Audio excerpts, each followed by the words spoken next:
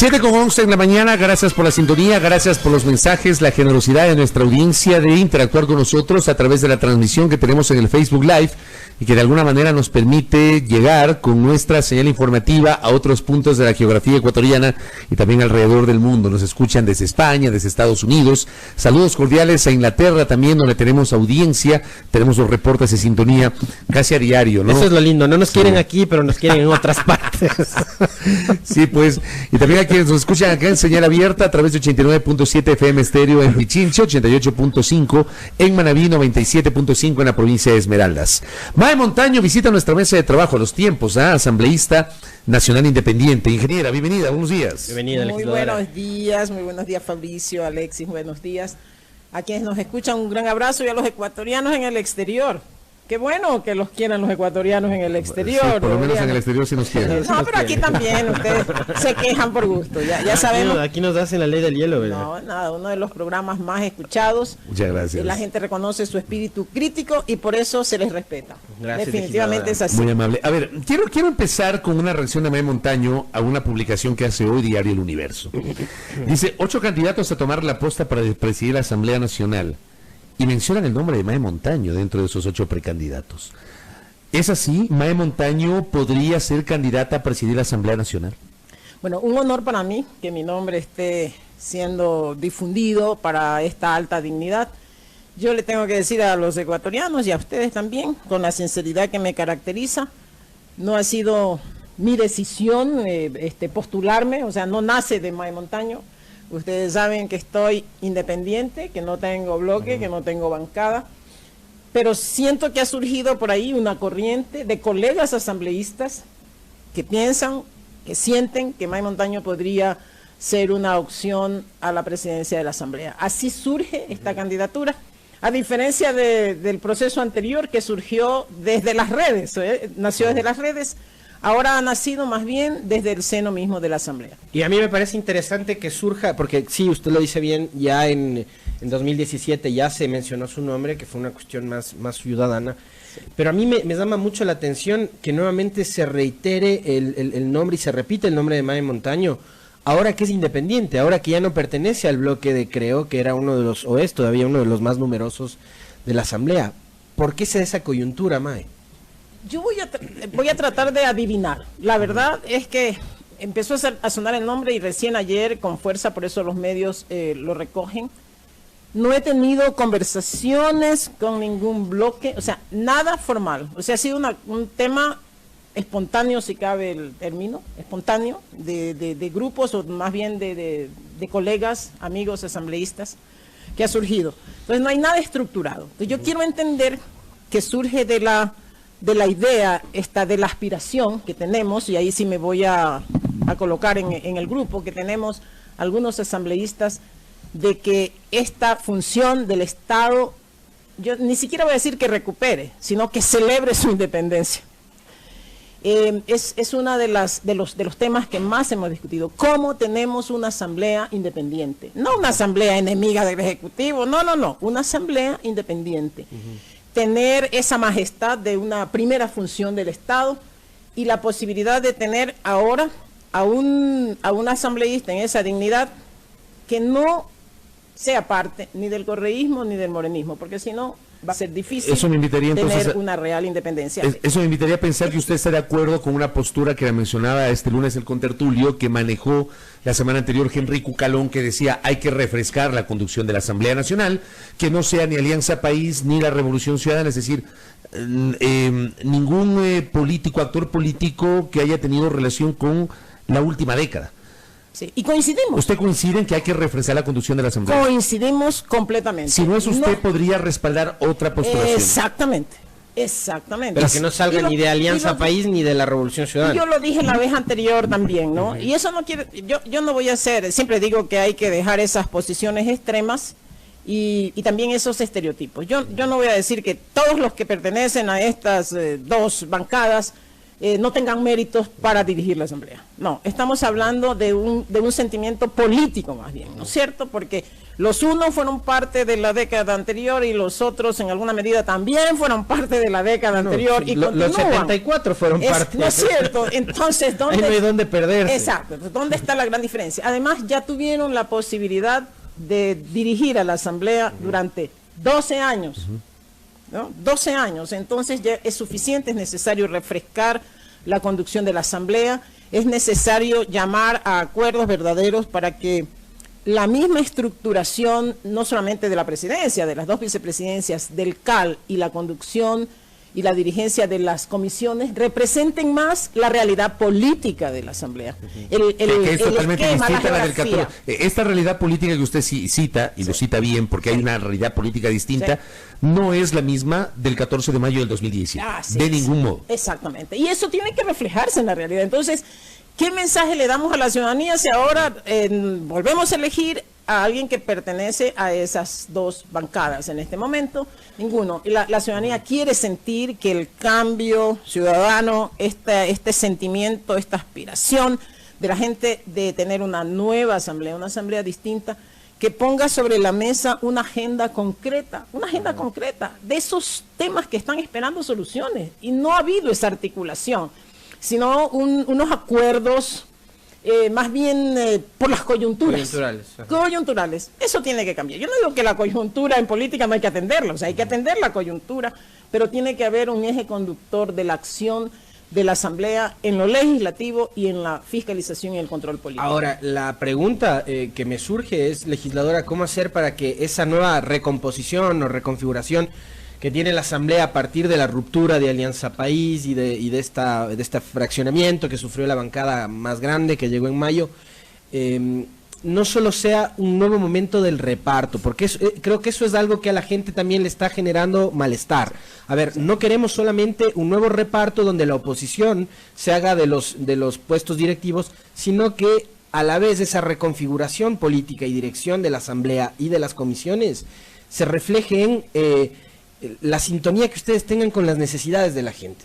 Porque una cosa son, digamos, las inquietudes que tienen las organizaciones políticas en la reorganización de la Asamblea, pero otras cosas son las que están afectándole a la gente, el desempleo, la inseguridad y otros temas que son más cotidianos. La lucha contra la corrupción, increíble, pero esa sigue vigente y muy vigente. Alexis, déjeme darle la vuelta a sus expresiones. Yo no las voy a tomar como un cuestionamiento, como una pregunta. Yo las voy a dejar en un análisis. O sea, lo que usted ha dicho es el análisis de lo que debe ser en la Asamblea. Yo le voy a decir a quienes me escuchan y a ustedes para que me tomen la palabra, y si quieren lo pueden grabar, chicos, yo les doy el permiso. May Montaño, yo no me prestaría para llegar a ninguna posición, pero a ninguna, ni siquiera a la vicepresidencia de una comisión por arreglos, por repartos. Eso no es May Montaño, esa no es mi naturaleza, eso no son mis principios y no son mis valores. Sí, una agenda. Agenda sí, agenda concreta, acuerdos sí, acuerdos. Claro que se requieren. Acuerdos incluso para distribuir las comisiones, se requieren, es normal en la política. Exacto. Eso es muy normal. Yo digo que en este momento, más allá de que sí, la Asamblea sigue perdiendo su imagen, pero me gusta más esta Asamblea con todos sus problemas, pero con todas sus dificultades, que la Asamblea anterior, con una trituradora. Porque esa Asamblea es mucho más heterogénea. Sí, pero sobre todo porque da paso a esto, a que surjan nombres, a que hayan diálogos, a que se busquen. Algunos buscarán repartos, ese es un problema de ellos, como los ecuatorianos son súper inteligentes, se darán cuenta enseguida, pero hay una dinámica distinta, una dinámica en que inclusive los medios y la gente hacia afuera diciendo, ¿y qué irá a pasar en la Asamblea? ¿Cómo se irá a constituir esta nueva mayoría? ¿Quién llegará a la Asamblea? Antes ya sabíamos, o sea, ya todo estaba escrito, estaba firmado, ya sabíamos quién y cómo y cuándo inclusive. Claro, entonces, Correa era quien decidía quién debía ser el presidente de la Asamblea. Exactamente. Fue así, fue Correa quien dijo que tenían que repetir las 3 señoras a mitad del periodo anterior. Y escuchar lo que ha declarado aquí el asambleísta Henry Cucalón, diciendo un aire fresco necesita esa Asamblea, es muy interesante que surjan estas concepciones de ya no es solamente el interés partidista, sino el interés de, vuelvo a decir, de celebrar el 14 de mayo, ojalá celebremos la independencia de la función Pero legislativa. es que tenemos que llegar a ese tercer momento, porque pasamos de la asamblea que trabajaba para el Ejecutivo a una asamblea que trabaja para el reparto de los partidos políticos, cuando lo que deberíamos tener es una asamblea que trabaja para la gente. Pues, ¿no? Así es, así es. Esa es la meta y ese tiene que ser el objetivo. Así que qué bueno que estemos por lo menos intentando llegar a ese momento, que yo creo que no vamos a llegar al 10 sobre 10, ¿no?, de calificación de la asamblea, pero por lo menos que la gente nos reconozca que hacemos un esfuerzo y que estamos trabajando para ellos. Eso es importante. El 14 de mayo tiene que ser una fecha que marque un antes y un después. Correcto, y ese es uno de los temas para discutir con May Montaño. El otro, nuestra invitada ha hecho pública una propuesta, entiendo yo, de modificación constitucional para que el Estado deje de financiar con recursos públicos campañas electorales. ¿En qué consiste la propuesta de May Montaño? ¿Es una enmienda, una reforma parcial de la Constitución? ¿Cuál es el camino? Bueno, la propuesta nace en el contexto del aparecimiento de una nueva organización política, que es el Movimiento Cambio Ciudadano. ¿Usted lidera esa? Estoy liderando. La organización, en este proceso de su conformación, en esta primera etapa, recogió estos dos mensajes desde la ciudadanía. Y ahí sí hay que decirlo con claridad, no es una inspiración de May Montaño. Viendo cuál es el mejor camino para plantear dos reformas puntuales y clarísimas. Una, la eliminación. Nosotros no queremos aquí poner pañitos de agua tibia. La eliminación del fondo partidario, que los ecuatorianos no tengamos que obligatoriamente mantener a los partidos y a los movimientos. Y la otra es eliminar el fondo de promoción electoral para establecer límites al gasto electoral que ya está establecido y sumarle a ese el límite de la promoción electoral en los medios de comunicación. Pero que la promoción no salga del Estado. Exactamente. Como ha ocurrido desde el año 2009. Porque hay que recuperar la libertad, pues.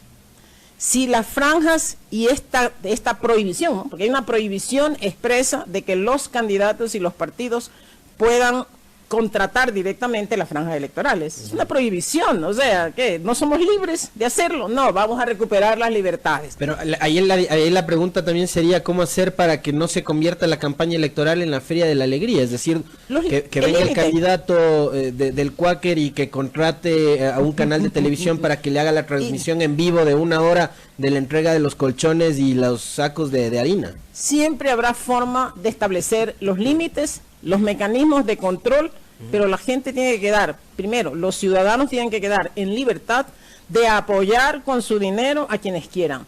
Resulta vergonzoso que este año el pueblo ecuatoriano haya tenido que pagar, porque es que la plata no sale de, o sea, cuando decimos del Estado, ¿quién es el Estado? 35 millones de dólares según la Fundación Ciudadanía y Desarrollo. 35 millones de dólares de los ecuatorianos, señores, de la plata de los ecuatorianos, que debería servir para cuántas obras sociales que hacen falta, arreglar las escuelitas de la zona rural, crear los centros de rehabilitación para los consumidores de drogas, todas las tareas deportivas, culturales, artísticas que podríamos hacer en los barrios populares de todo el Ecuador. Hay muchas cosas por hacer.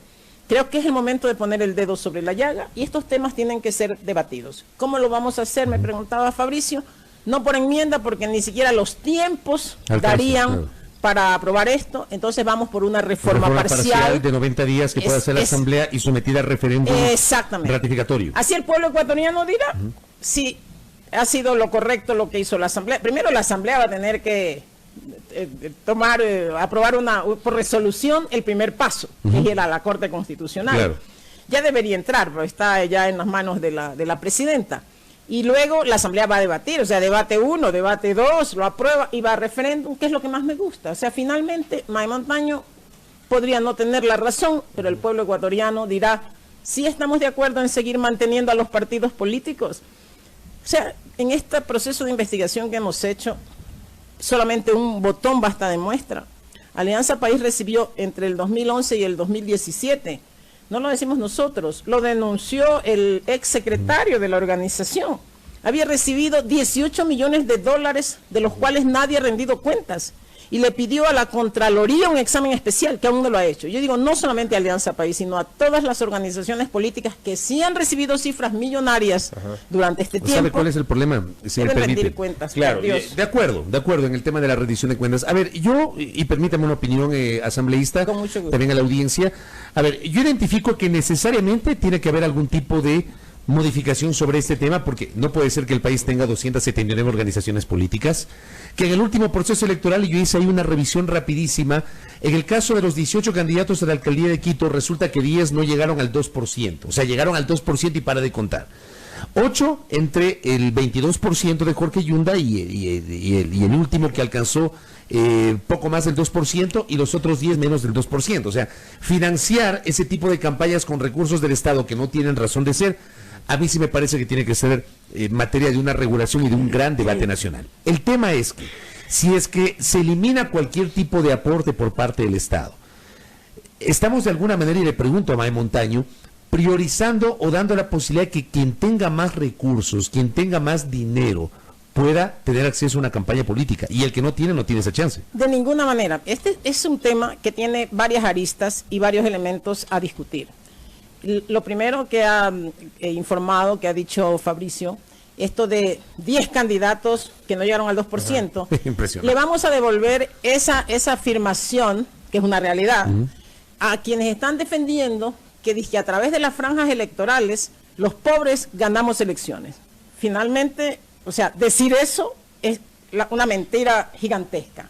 Le preguntamos a la ciudadanía, ¿quién se acuerda de estos 10 candidatos que se metieron a ser candidatos a la alcaldía, valga la redundancia, para hacerse conocer? Yo no me acuerdo de los nombres de estos personajes, me acuerdo de aquellos que ya tenían un nombre.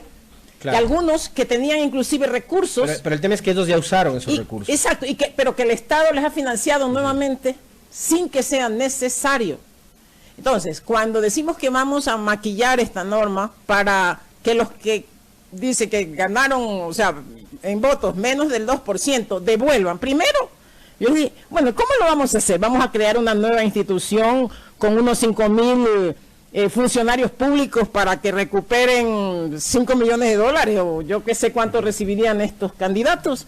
O sea, esa es la cuestión. Pero eso no puede ser. La otra inquietud que me surge, legislador, es, usted decía hace un momento, se puede abrir también el espectro para que otros, que los partidos tengan otro tipo de financiamiento. Pues ya los tienen. Pero mirémonos en el espejo de lo que ocurre en Perú. Odebrecht financió al oficialismo, a la oposición y a los outsiders. Y en el Ecuador, y en el Ecuador, y en el Ecuador, bueno, no sabemos, pero en Colombia pasó igual. Pero se presume. O sea, hay presunciones, A ver, pero no lo miren, sabemos. Pero a ver, lo de Perú es aceptado hasta por los mismos partidarios del APRA de Alan García, que recibieron dinero.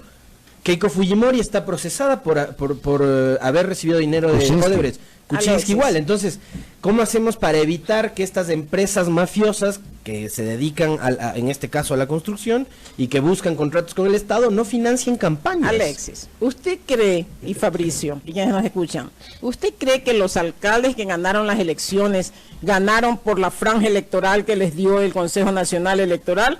Por favor. La campaña es mucho más que una franja electoral en 45 días metidas en los anuncios de 80,000 candidatos que ya nadie escucha, que un ruido terrible. O sea, nadie gana, nadie ganará.